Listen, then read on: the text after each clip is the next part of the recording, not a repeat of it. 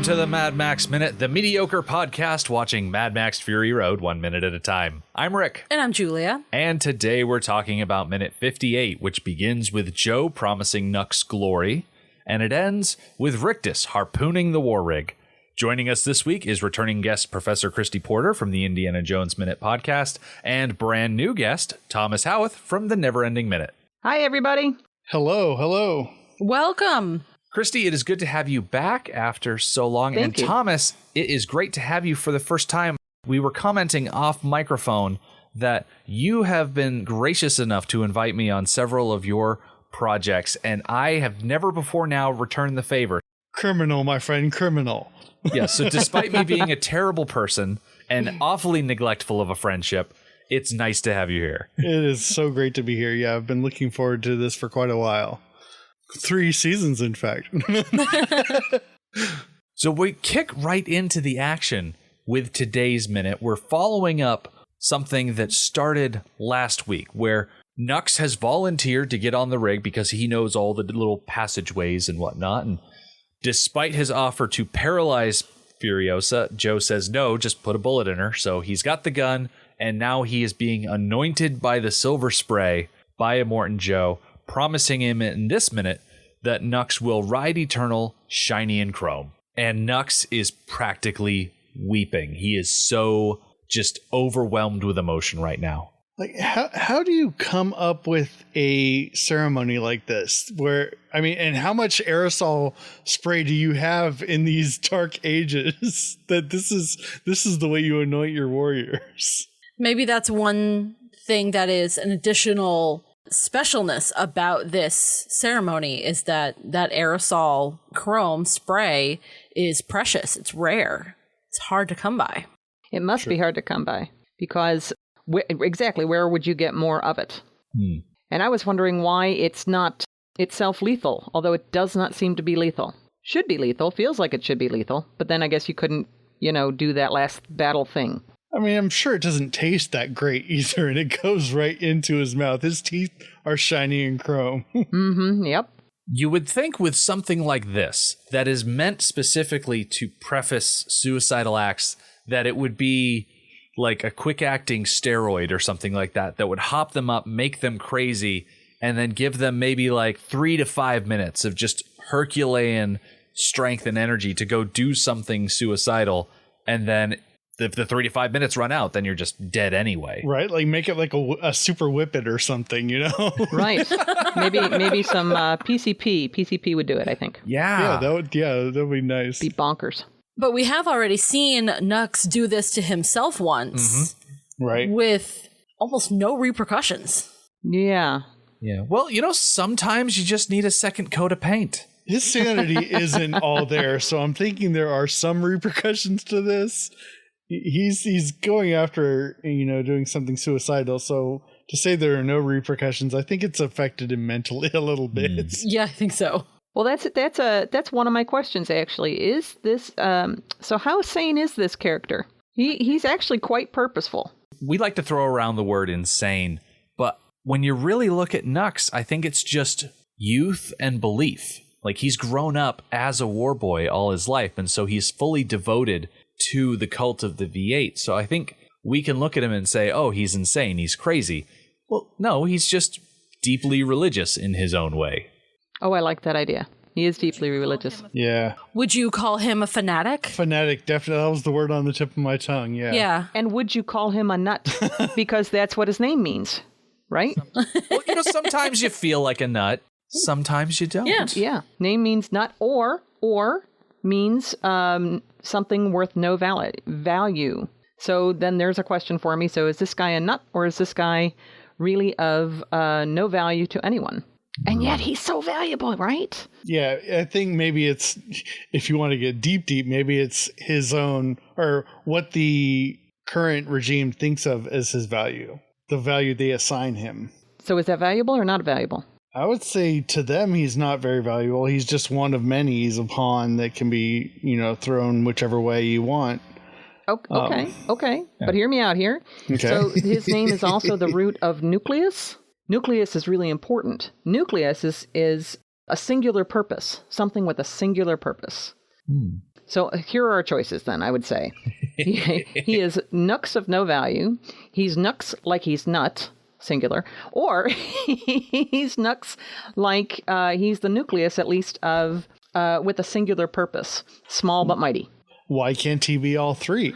Ooh, I hadn't thought of that. How's that? I think there definitely are elements of all three in his character. And I think that also plays off, if you look at this movie, there's a lot of threes happening. There are 3 spires of the Citadel. You have 3 warlords between Joe the Bullet Farmer and the People Eater. You've got 3 aspects to Nux based on his name. A lot of very strong foundational shapes going on here. Cool.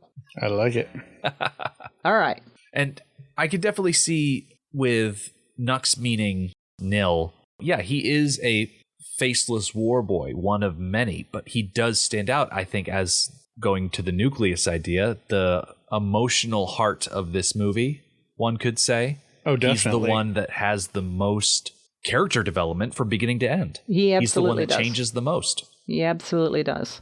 How do they get their names, do you think? That's an interesting question. I was poking through the comic book that was written to go with the movie, and when they introduce Nux, they just sort of introduce him as this little baby child, and his parents were some of the wretched, and they were just down in amongst all of the other refugees there.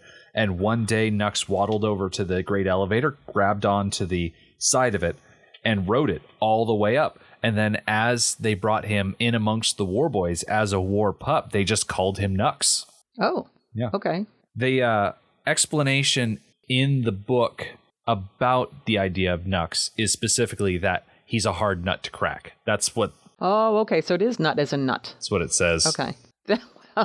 Well, they're going to tell us straight then. I've got the documentation. I've got the receipt for that one. So he was a hard nut to crack, maybe because he's got such strong purpose or focus or something. And I guess you could also say that he's got the junk to do what's necessary. He's, brave as well. But just the singular then. I'm just asking. Just one. Yeah. Just one.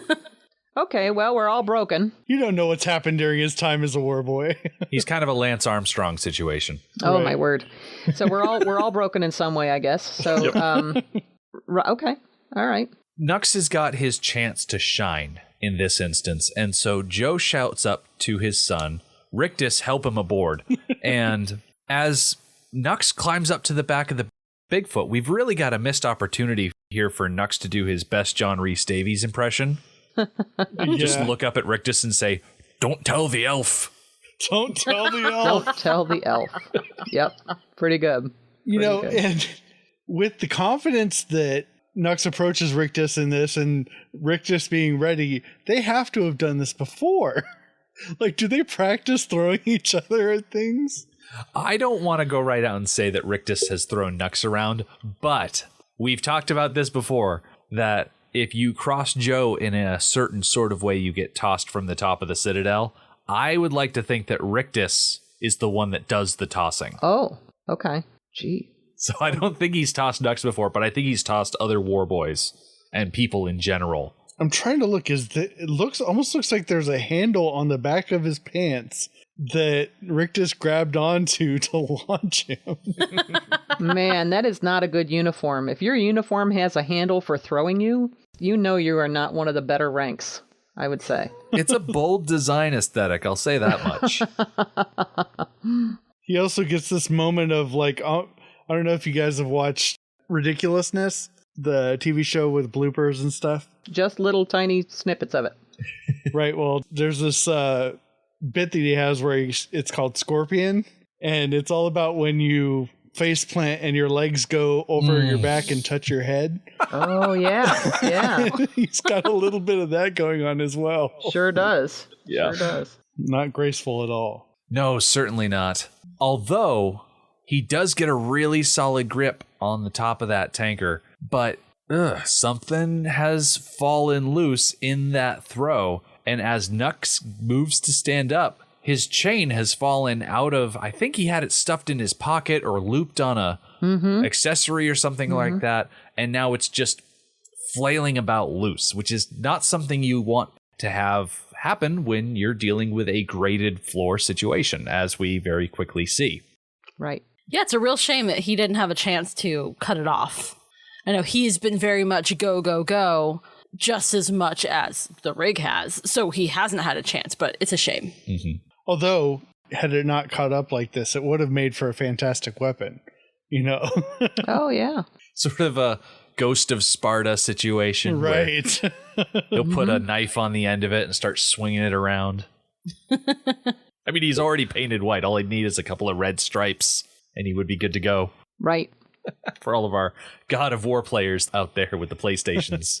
I think it's nice to know that Rictus did actually ask if he was ready before he threw him, though. What's he going to say? So polite of him. He's such a meathead. I don't think we give Rictus enough credit sometimes. Like, he's such a meathead. He's such a... Who's the jock in Revenge of the Nerds that just shouts nerd? I can't remember. Ogre. Yes. Is who he would be. Because he's pretty much an ogre to begin with. The guy is huge. He is. There's this great piece of cinematography as he hits the end of the chain as well with the gun flying out of his hand. And they did this great thing. It's probably CGI where it's coming directly at the screen. And it was probably used for, I'm guessing, 3D effects as well. Yeah, because when they released this, you were able to see it in 2D or 3D. So this is probably one of those instances specifically where they said, okay, well, we got to make it worth the extra $5 to $7 to see it in 3D. So let's throw a gun at the screen. Right. Right. And I'm sure it looked great in 3D, but I don't think you need to see it in 3D for it to be great. No. True, not at all. It looks cool as is. This movie would be terrifying in 3D. Did you guys see it in 3D? No. I did not. We're not the kind of people that run out and see things in 3D just because it doesn't seem as fiscally wise, you know? What about you? What do you guys think about 3D versus 2D? It depends on the movie for me. If it's one that I've been looking forward to for a while and I imagine that they've put enough effort into the 3D portions, I'll usually plan on seeing it twice, once in 3D and once in 2D. Like Star Wars movies, I usually plan on seeing twice, one in each format. Oh, I can't even imagine Star Wars in 3D. I'm sorry. I lived in a town for a long time without a movie theater, so that's how behind I am. But still, this is much too scary for 3D, and I would be pretty distracted by 3D here. Heck, I'm distracted through the whole movie. This is a really distracting movie. And yet you can't be distracted. You got to stay focused. Or you'll miss something. You're going to miss something. So I didn't notice that good opportunity for the gun flying right at the camera that way. What's crazy about this shot, yeah, the gun flies by, but the way that Nux is wrenched backwards when he reaches the end of that chain, I'm actually a little surprised he didn't dislocate his shoulder. Right. He hit that pretty hard. Do you think that's Nicholas Hoult there? No, I think that's a stunt guy. Yeah. Just based on the number of stunt guys they had. One thing that I'm sure of is that when they shot this scene, the rig was stationary. Oh, right. That's the lovely thing about CGI in this day and age is beforehand for Road Warrior and Beyond Thunderdome, if they needed to do stunts on a moving vehicle, they just shot really low angle where you couldn't see any of the ground, which is why they were shooting in the middle of nowhere. But nowadays, you can just digitally make the ground move.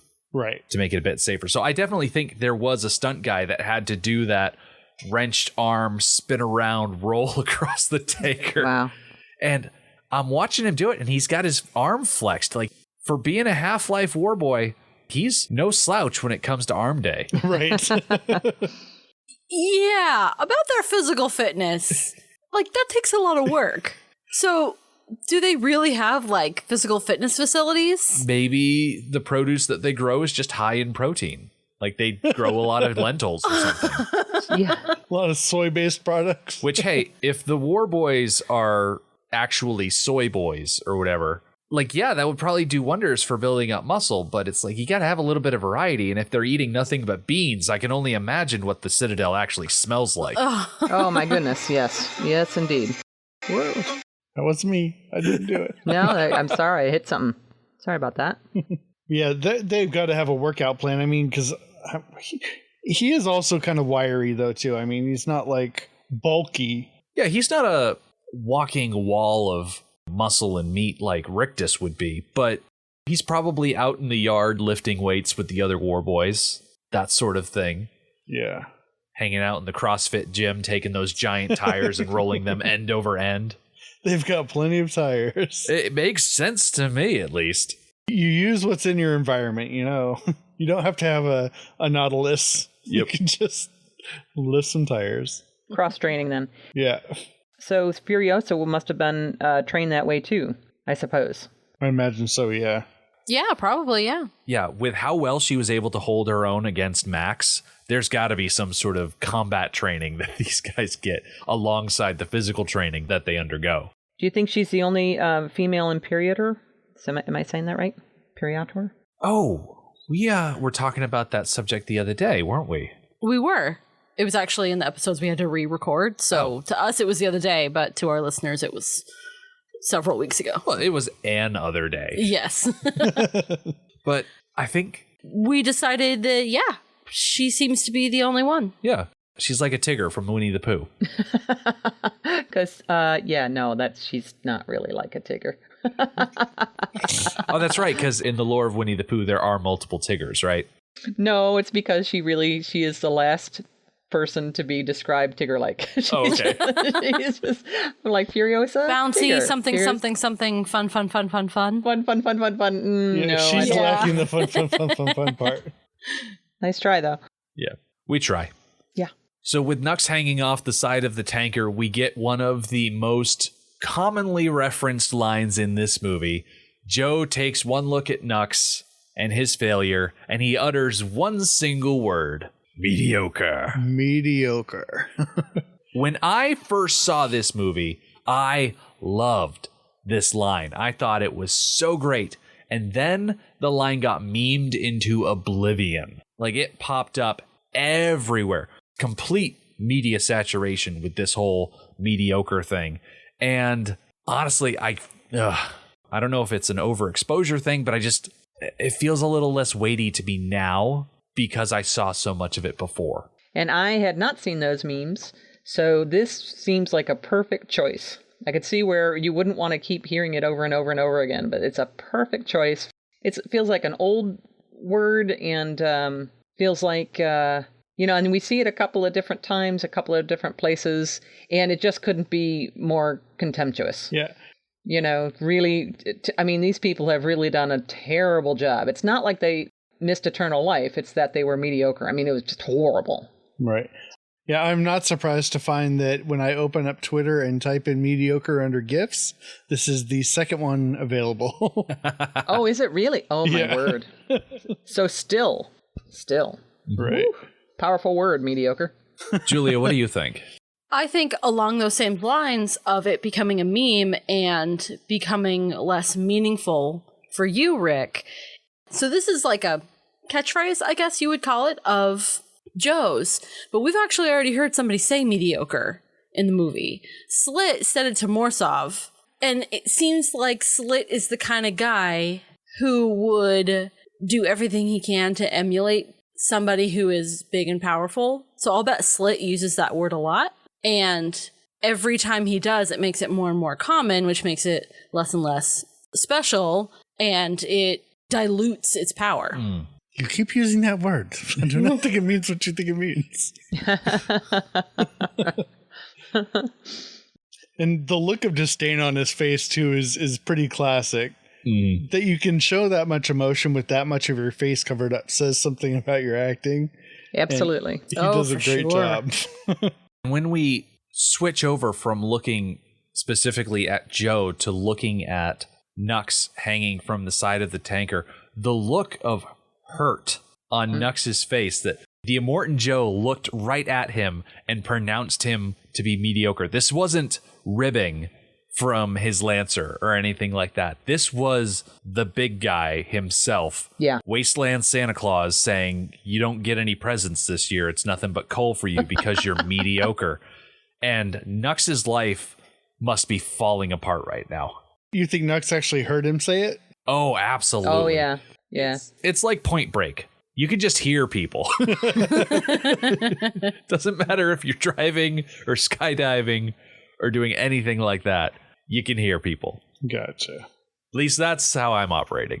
I'm wondering, just as you're saying that, I'm wondering if this actually destabilizes him to the extent that we see quite an arc for this character. So I wonder if he is so dissociated by that or so disrupted by that claim of mediocre that he actually is open to new ideas like, maybe I'm not the guy everybody has always told me that I am. Not that he would be having all those words and that kind of clarity of thought in the moment. But I'm wondering if he's kind of starting to shift there. Yeah, I think this definitely motivates some character change in him, some like thoughtfulness about where he's headed in his lack of life. Yeah, see, that was much better said. Thank you. I wouldn't say that. That's what I wanted to say.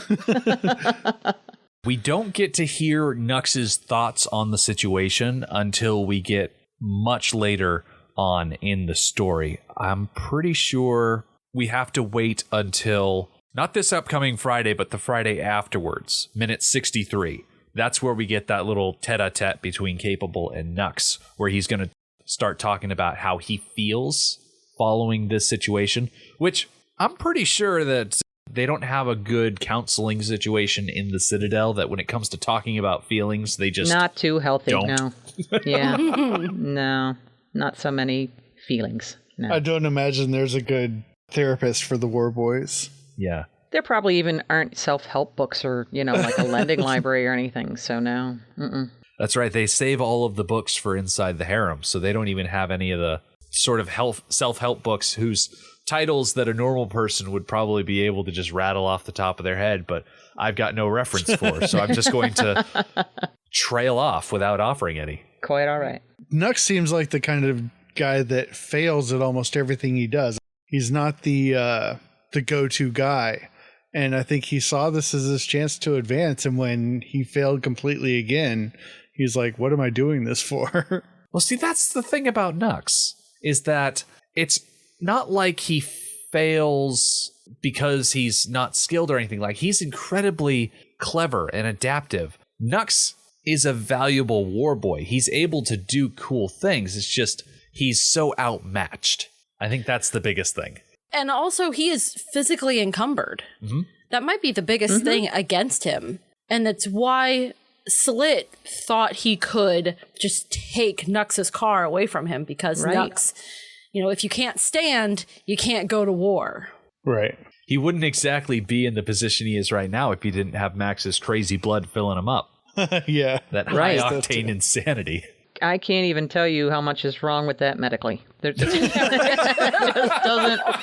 doesn't work the way they want it to. But I'm willing to overlook it because it worked really well in the movie. Yeah, that's the route we've had to take. Mm-hmm. We've talked about how much blood he's lost and if that's even physically possible. We're still waiting for someone to give us an excellent answer of exactly how much he could have lost. The trouble is, we're pre-recording these so far ahead of time. Just because it's the end of July, as people are listening to it, that doesn't mean that it's not also the beginning of April for us. Right. Right. Here I go shattering the illusion again. You've mentioned that people have about 5 quarts. Is that right? Or is it 5 liters? Right. Something like that. And it circulates about once per minute. I mean, we really can move some blood. So I want to know why there wasn't a whole lot of blood all over the dirt. Because they're not very gentle with these things. It's almost like they weren't trained. They didn't know it wouldn't work that way. Well, all right. And if it's not 5 quarts of blood, don't correct me. Yeah. Let me live in my fantasy. Don't at me. They might not have a big team of phlebotomists there at the Citadel, but what they do have are excellent drivers. Yes. So as Nux is left hanging on the tanker, Joe accelerates, and he's not really able to get ahead of the tanker normally, so he has to do something a little crazy. He does this nice swerve and Dukes of Hazzard jump across the canyon, and if you pause it just right, you could almost hear Waylon Jennings coming in and talk about how, looks like Daddy Morton Joe's in trouble. Better get to the county line before Sheriff Coltrane catches up with him. I don't know about you. And then he'd say something. Yeah, he does some kind of weird Apollo 13 slingshot maneuver. I don't know what speeds him up exactly that much, but Yeah. It's so amazing. And as they hit the ground, you can actually see there is an Imperator hanging off of the left side of the vehicle that human shielded Joe against Furiosa's gunfire. And it's at this point when they hit the ground that Imperator is now off of the Bigfoot. He is left behind in the dust. Oh. Yeah, I'm surprised everybody outside that vehicle is not off the truck. Yeah. Yeah. Should have been a lot more bodies. That's for sure. Rictus should have been gone. Or at least the Imperator that's hanging off the right side of the vehicle, Right. the one with the crossbow, which... Oh, he's not long for this situation anyway. He brings a crossbow to a gunfight, and he gets both barrels from Max and Furiosa. There's another person that should have at least dislocated an arm with the way he landed and kept holding on. I don't know what it is about these Imperators, but they have incredible grip to hang off the side of these vehicles. Right? That must be like a special handle or something. Well, yeah, probably. It's probably a qualification. I want to see these guys doing American Ninja or something. Oh, absolutely. Grip Oh my stays- gosh, they'd wipe the floor with everyone. Yeah, their grip strength is amazing. We sometimes talk about mutation in the wasteland. It could be that they have mutated hands that have, instead of 1 thumb and 4 fingers, they could have 3 fingers and 2 thumbs, which would make them specifically qualified to be in this job. Oh. I had no idea. That was beautiful. Yeah, you learn something new. I don't see the attraction in that idea because I think they're magnetic. All right. Just slap their hand on the top of the metal. See, that's why they got to peel away all the paint and the exterior stuff so that you could put the hand on bare metal and it'll stick like a magnet. Exactly. Oh my gosh, how funny. Then they could never take their hands off of things, though. Yeah. They have to drag it to the edge of the metal and then just kind of slide it off. I have to quote a line from my favorite movie of current resolution that's keep sticking, stop sticking, stop sticking. Or as we see Joe driving along, he gets to peer through the side window of the back seat at all of his wives, and he is just glaring at them because they should have stayed put. How dare they go outside? And the dag, in her unique way, takes the opportunity to hiss out the word Schlange at Joe. It was another new word for me. Yeah, it's pretty much what you think it is. Pretty much. I looked it up. Yeah. I didn't get a chance to look it up, so do inform me, please. We were first introduced to the magical word Schlange back when Max first got into the war rig and he was first interacting with the wives. And Schlange is a very German-sounding play on the word schlong, Okay. meaning he is that phallic sort of individual, which I feel is appropriate for Immortan Joe. Sounds right. She was awfully brave to say so out loud, though. I mean, you know she has wanted to say that to him how many times, and probably has not been able to, and she is now able, and she's pretty daring about it. She's in a bad situation. Mm-hmm. She doesn't know how anybody is going to come out alive or whether she's going to get recaptured. And here she is calling him names. You go, the dag. Whew. Well, that's what happens when your name is the dag. I know. Do you go with your article, or do you just go, sans article when you're when you're calling yourself? I don't know. Go me. Again, go more how do they get their names kind of thing, like who comes up with this? I understand that this is more slang for someone who's eccentric or idiosyncratic. Well, from my research, the origin of something being called a dag is that it's pretty much a dingleberry that has to be cut out from the back of a sheep, but it has evolved over time to mean someone who is pretty much like the dag. Excellent use of dingleberry. Yes. Excellent use of dingleberry. My mind knew exactly what you were talking about. Oh, yeah. In my family of origin, they were called Klingons, but still. We all know. So if it's specific to a sheep, all right. Yep. Good to know. It's a fun little detail. Someone who's certainly having a lot of fun is Rictus, who has mounted up. He's not able to use his flamethrower because the Imperator said not to, but he also has that harpoon gun, and he launches that harpoon through Max's window and buries that harpoon right into the dashboard. Mm-hmm. And it is not ideal for a driving situation. Max has to be the luckiest dude in the world right here. Mm-hmm. Well, first of all, that his hand doesn't get harpooned. Second, that this chain doesn't whip him in the face and either cut part of his face off or kill him or knock him out. I mean, he gets very lucky with the placement of this thing. Yeah. It kind of makes me wonder where Rictus was aiming. Like, was he shooting for the steering wheel? Is he just that good, or is this just where it landed? Julia, what do you think? I think this is just where it landed. I think Rictus had good intentions, but I'm not sure that he necessarily has the cleverness or the skill set to have done that on purpose. Yeah. That's I'm interesting. thinking to the flamethrower. He was playing with the flamethrower. That's interesting. I actually, when I watched this, I thought this was like their normal modus operandi. Like, this is what they do. They disable these vehicles by doing something like this, take out the steering or something like that. I'm not totally disagreeing. I just know that my first impression was like, this is how they always do it.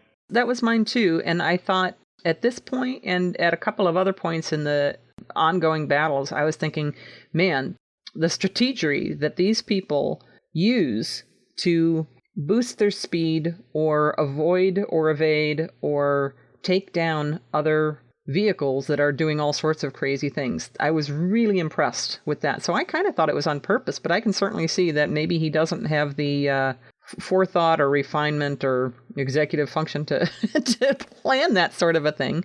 But I was really impressed. I thought that was a great move. Now, if he wasn't aiming for that, what do we think he was aiming for then? The vehicle in general. Just trying to get it into the side of the vehicle? Although I do like the idea that Rictus is in his element, and this is what they do. They go out and they steal vehicles. So if he knows how to do anything, it's how to stop a vehicle. Yeah. In like 1,001 ways. Yeah. I mean, there is a pretty nice scope on that thing. The little triangle scope that he has on the harpoon launcher. True, although he's right up next to him, so I'm not sure he needed it. Let me just check out my scope. Oh, there he is. But that pretty much brings us to the end of the minute. We've got that harpoon stuck in the dashboard or the console or whatever you want to call it, and we got to wait till Wednesday before we see what happens to it. But before we go, Thomas and Christy, we need to know where else people can listen to you. Thomas, why don't you go first today?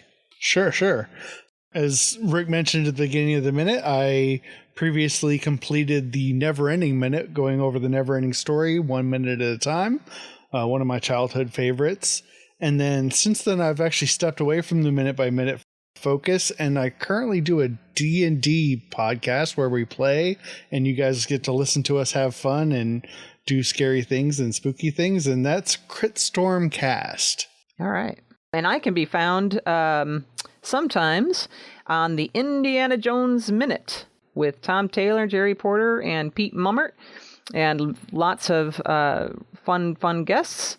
So they are over on the Indiana Jones Minute.